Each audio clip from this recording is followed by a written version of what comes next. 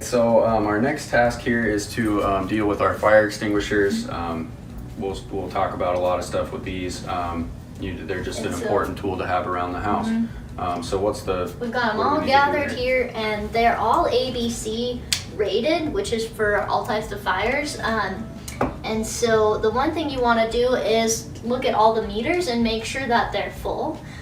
Sometimes the little guy can get stuck, so you want to make sure you tap them and make sure that that's exactly what they're at. And then so you also, these have been really dirty, so I'm gonna clean these off a little bit and then you can put them away.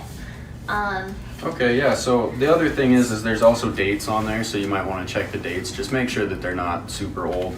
And then when we do go to put them back, I guess there's just different places that you might want to have them located. The most common areas where a fire could potentially start. The big one is the kitchen. There is the fireplace, garage, basement, and you just want to know where these are located.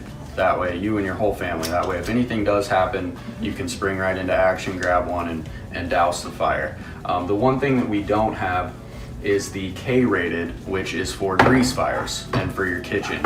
So that's something that we're gonna have to buy one of these days, babe, is the K-rated fire extinguisher. So, but you know, we're always learning too, so that's something that we'll have to get as well.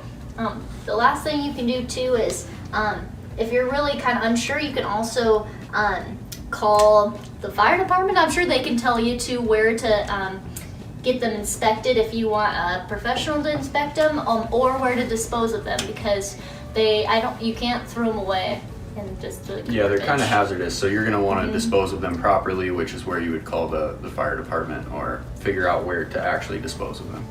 These look good, so we'll get these put away and cleaned up and be on to our next task. So. All right.